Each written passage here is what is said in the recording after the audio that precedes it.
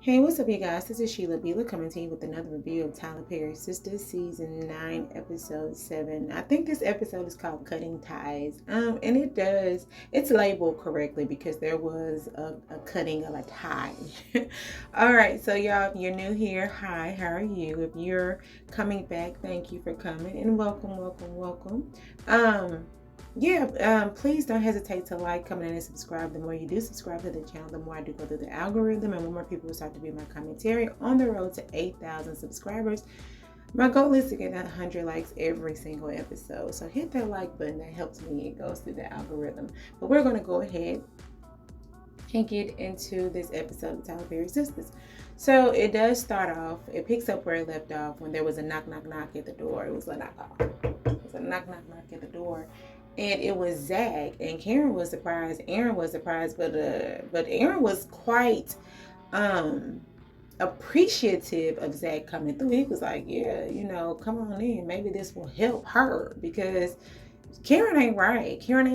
Ain't right. Zach ain't right." And it's like immediately when Zach came in, he was into the tears. Like the tears flowed, and Aaron said that he was going to go to the restroom or whatever. And so while they're there, the baby kind of gets to crying. And Karen ain't moved by the baby crying at all. And Zach kind of noticed it. And she's looking at Zach like, "What are you doing here? Like, why are you here?"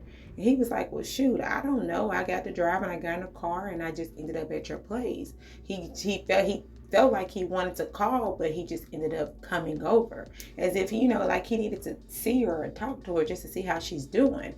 And she just says she feels like she's in somebody else's nightmare, like floating through. And he's like me too. I understand. I feel it. He said, I know what I'm going through. I can only imagine how you're feeling, being that, of course you were the one that carried the baby and all that stuff, right? So she's still just kind of looking at him like like, what do you want, Zach? Because she's grieving. But he's looking at the baby. He was like, he says that he wants to hold the baby because while they're kind of having whatever this conversation is that they're having, it's really not a conversation just yet, but the baby cries, like the baby is crying.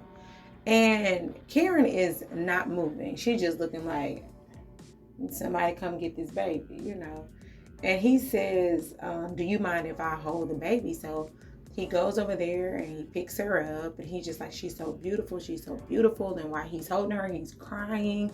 He's saying, "I know this may be, talking to the baby, like, I know you miss your sister." And then, what I thought about as he was saying that? The baby, from conception, the twins, of course. And so I know that the baby is used to another presence being around. And I've talked to like twins, right? And they always say like they can feel their twin even though sometimes their twin is not there. It's like they have like this twin connection. So I thought about it. I was like, what if the baby does like feel different, like my sister is not here, like I'm missing something, just yeah. He was like, I bet she can feel like the loss of her sister. And as he's talking about like the loss of the sister and the baby and all this stuff, Karen is bawling her eyes out. Zach over there bawling his eyes out as if, and I said, "Zach, don't drop the baby." Like hold the baby, don't drop, And then Aaron comes on out and he just kind of gets the baby and he, walks on out with her. He was like, "I'm just going to get her, it's I'm gonna get my baby." He's like, "Daddy's here." He walk on out. And then that's when Zach kind of sits down and he's just like, "Look, let's have a real conversation." Because they need to have a real conversation. All right, so now I'm back at the office. Andy gets a phone call from Dr. Vaughn, and Dr. Vaughn is thinking about Andy. And didn't we know this was going to happen? But I think in this situation, I think Andy does kind of like him. But I think for Andy, this is going to be along the guides of business. Because as her other partner said, he said that we need concrete evidence. Like, we need evidence. And I think she is going to use Dr. Vaughn to get the evidence that she needs for her lawsuit against the Dr. Craig guy. So he says that he can't stop thinking about her, and he wants to have dinner later on in the week and all that stuff. And they end up getting on a first name basis. I didn't catch Dr. Vaughn's first name, but her name is Andy, and she said, "Call me Andy." And he was like, "Yeah, so can we go out to dinner?" She was like, "Oh, it's been a rough week." And I was thinking, because she said it's been a rough week or later on in the week or something, I was thinking she was going to say, "Okay, we can do it next week." This girl told me, "Can we have drinks tonight?" I said, "Andy, now you just said it was rough. It's been long and rough and all that other stuff, but I guess she's on a mission, so she's trying to get what she needs to get." So, they agreed to have drinks later, and she picked the place and all that stuff. So, okay. All right, Hayden is fanning out. He's been a fanboy. He is over here gassing up the basketball player, acting like they just best friends, right? To where he's not even getting the work that needs to be done. Until Fatima comes in, it's like, "Is everything okay in here?" And she looks over and she sees the guy saying, "Hey, I need you to help me out, like bail me out." So she makes an excuse for him and tells him, like says, "Hey, don't you have another meeting?" and all that stuff. And so she gets the basketball player out of whatever Hayden is trying to do. Hayden thinking that they best friends, but they not. So anyway, then Tamara comes in, and I didn't get a picture of this, but in between this, Tamara sees Fatima and the basketball guy, and he's like, "Oh, hey, how are you doing?" Flirting. She gives the guy the number and all that stuff, and Fatima is like, "No, you're not about to date her." He snatches the number by this time, because Fatima was telling the guy like she's in a relationship. She was like, "No, I'm not in a relationship. In 10 more minutes, I will not be in a relationship. So you can call me." But anyway, she kind of walks out. But Fatima grabs the number from the basketball guy and just like, when you see her run, like she's a 304, like leave her alone. Do not collect $200. Just go. Just run for your life.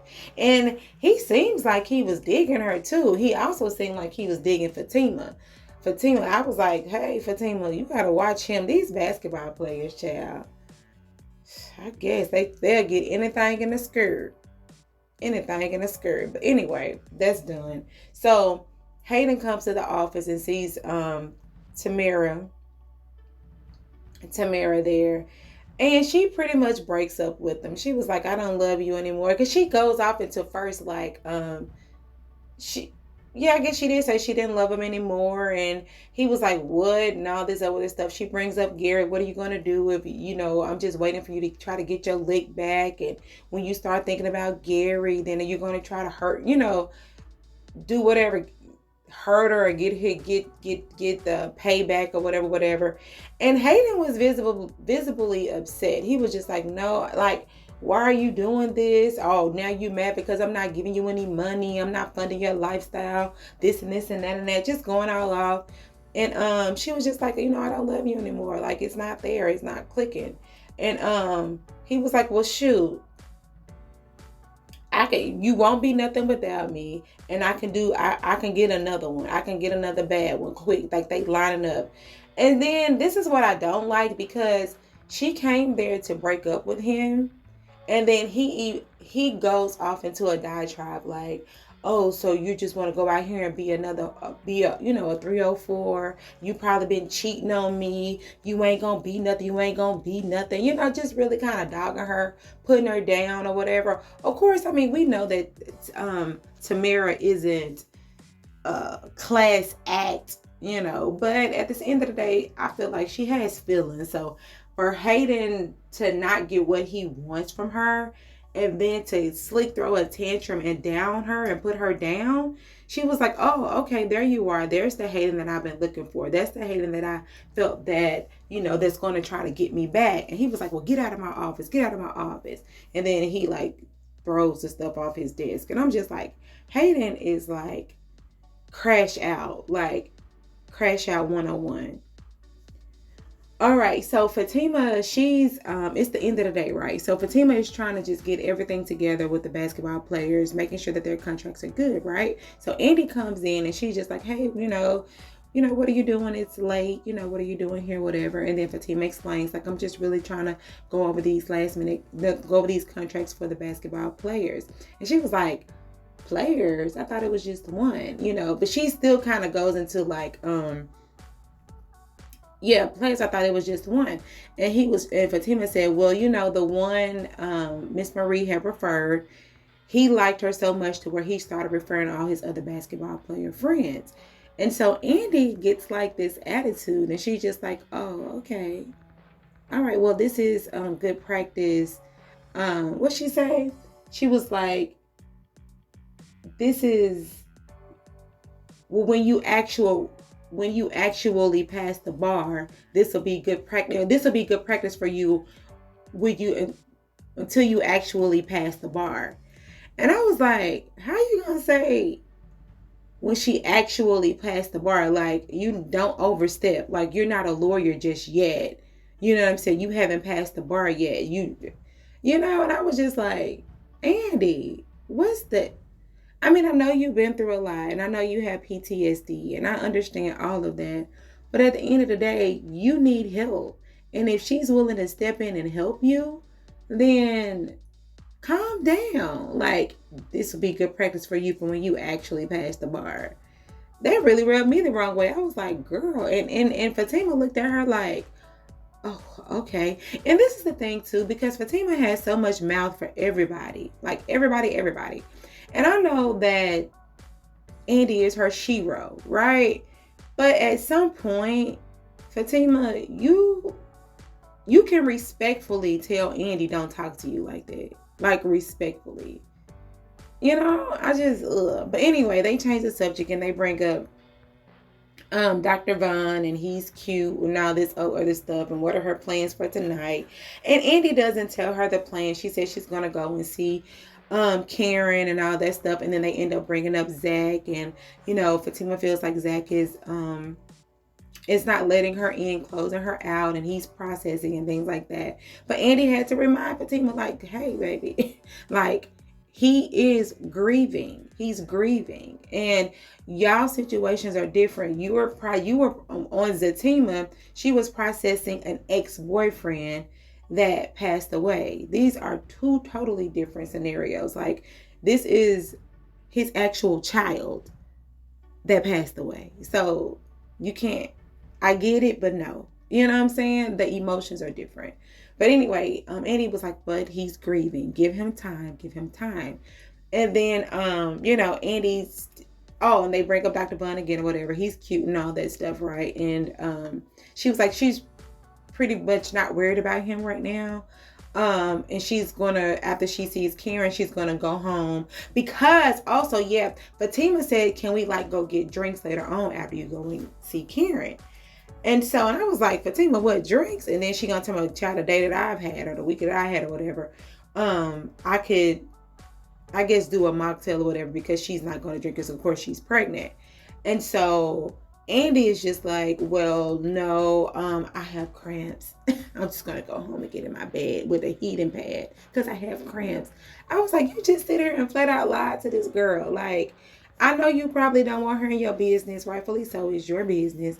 But dang, I thought y'all were cool. Like, I don't know what it is. But then Andy makes this old slick remark about her and these contracts, and make sure you get it right or whatever you're going to do. Whatever slick she said. And she walked off.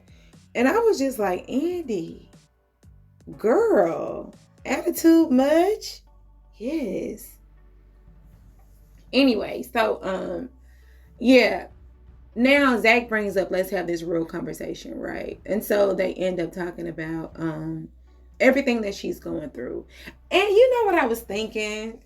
Because I was like, I'll get that later. But Zach does bring up the fact, like, now you saw your baby crying, right? And you didn't do anything about it. You didn't even really flinch. Like, you didn't move.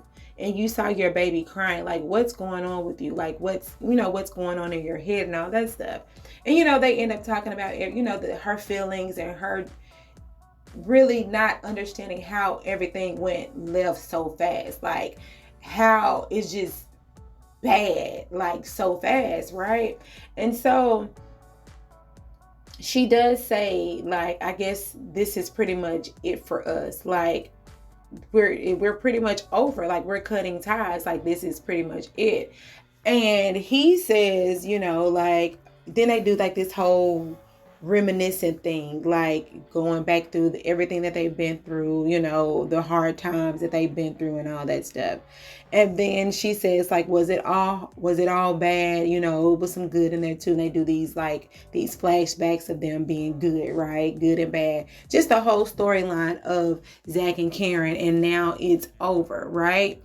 And I thought that it was pretty good, because I knew that it was going to end up at this point, and I knew that they no longer have the baby together, so there would be no more of a reason for them to even talk to each other, because they don't have anything to talk about anymore other than grief. Maybe they may get together when it's a birthday, or they may meet up at the cemetery or something, but other than that, they still have the trauma bond of losing their baby, but they don't have that connection anymore, And they said that it wasn't all bad and all that stuff. And Karen says, like, you're going to be a good father and all that stuff. And he cries, and he tells Karen, like, she's going to be a good mother, and you have Aaron. And she said, yeah, we're going to give it a go. Like, she said she's going to be with Aaron. They're going to be a family and all that stuff, right? And that's good. And Aaron, child, he listened on the baby monitor. I said, God dog, child, the baby monitors are some I spies. You hear me? I spy somebody in the kitchen talking about me. But anyway, so Aaron listened and all that stuff, and he smiles because he has the beginning of something fresh that he needed. What's the word I want to say? He has the what is the word? Like, when you the validation that he needed to know that Karen is still going to choose him, and Karen is going to be happy with him in their relationship and things like that. So he gets that he hears the validation from Karen. And Zach says, I have Fatima, and we're going to be good. And Zach does say that, like, Karen is a strong woman, like she's one of the strongest women that he's ever met and all that stuff. And they have a chuckle here, a little laugh or whatever. And I thought that it was good. They needed that. Like, Karen needed it, and he needed it, and they hug at the end. And I appreciated the conversation. I appreciated the closure. I appreciated the everything, so I thought that was pretty good between the both of them. Okay, so Fatima is going to her car, and why is Tamara, child, running up on her like that? She was like, girl, you about to get your head blown off. Like, don't run up on me like that. You don't know me, Anyway, so Tamara is like, no, I'm just letting you know that, I'm about to leave. You won't be seeing me again. And she says that she wants to keep in touch with Fatima and all this other stuff, X, Y, and Z. Fatima like, girl, I do not need to keep in touch with you. Like, I don't need your phone number. I don't need your email. I don't need your Instagram. Like, I don't need nothing from you. Like, she was like, well, yeah, just in case, this, whoop, whoop, whoop. But now, child, Tamara is starting a business. I guess she no laces. I don't know, something. Congratulations, Tamara. And both of y'all got on pink. Okay. So now, Danny and Andy they made it to Karen's home. And, Andy brought flowers, and they brought food, the gumbo. And Aaron is like, well, I hope she eat your gumbo, because she didn't eat mine, child. She just kind of picked over it, right? So as they're sitting down, you know how they do. What's going on with you, Karen? How have you been? Whoop, whoop, whoop, whoop. They also said that Zach was there too, or whatever. And Aaron said, I think that was what she needed. They both needed. Okay. So now, they start to talk to Karen, like, how are you doing? And Karen is like, I don't want to talk about me right now. How are you doing? And Andy don't want to talk about her right now. And so Danny is like, so don't nobody want to talk about nobody. Like, what are we doing? So then this is when Andy gets the phone call, and Okay, well, I gotta get ready to go. I was like, Andy, you just made it. And you can see that her face was upset. She was upset because at the end of the day, they know that it's late, right? So it's late. So they're thinking in their heads, it's nobody but a man. Like, Andy is leaving us again for a man. But what they don't know is Andy leaving them again because, yes, for a man, but she using this man to get this evidence on another man, you know. And Danny is like, dang, you finna get ready to go? She was like, if I wouldn't leave if it wasn't important. And Karen is just like, okay, well, girl, just go ahead and go. You know, I love you, woo, woo, woo, woo, woo, woo, right? So Andy leaves.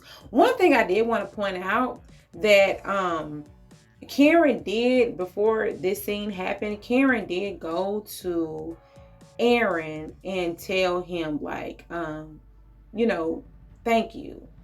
You better tell that man thank you. As much as he been running around with Faith, girl, thank you is an understatement. But anyway, so back to this. Andy leaves, right?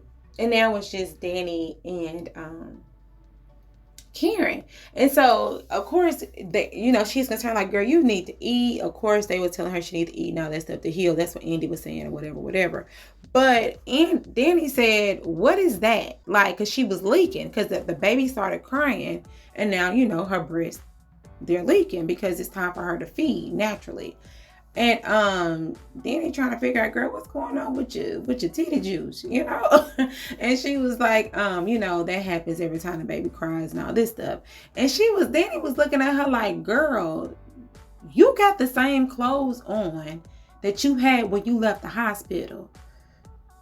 And you smelling like sour milk, honey. You need to go take a bath. Come on, get up. Get up. Come on, baby, get up. And let's go and get you in the bed.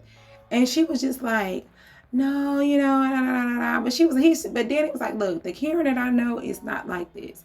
And I was so happy. This actually really made me tear up. Out of all of this stuff, this really made me tear up, because there is nothing like when you're going through a situation and you're really, really, really down. And then you have someone just to be like, nuh-uh, girl, we finna take care of you. And like genuinely mean it. And for someone to get on their knees, their hands, and to take your shoes off and to help you, like, that's like humbling of a person.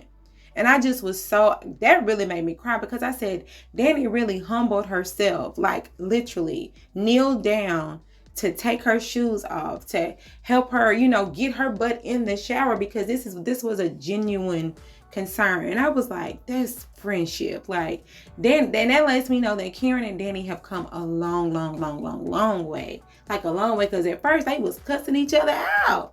And now it's like, I'm here and I'm taking your shoes off. I'm making sure that you're getting the nurturing and the cleanliness and the prepping that you need to step into you being a mother, and I cried, I ain't gonna lie, and whatever, because I just thought that was a vulnerable moment. And you can tell that Karen truly appreciated it. And she was like, girl, go on, get in that bathroom. And she was like, I know you don't come in there with me. And if she would have went there and took that girl to the bath, I probably really, really, really, really cried then.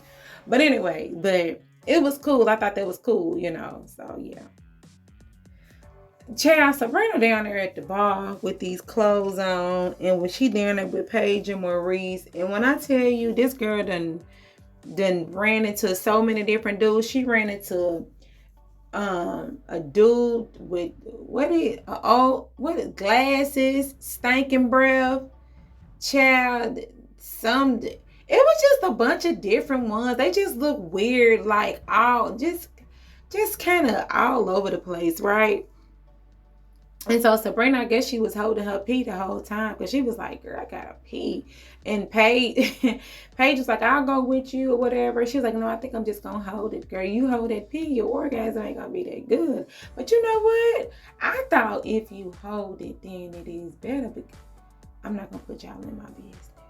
But anyway, yeah, so when she gets up, and I guess she drops her purse or something, so she's kneeling down, and well, not kneeling down, but she's bending over, and I guess she ain't got no panties on, because they said they can see all the girl waxing and all this other stuff.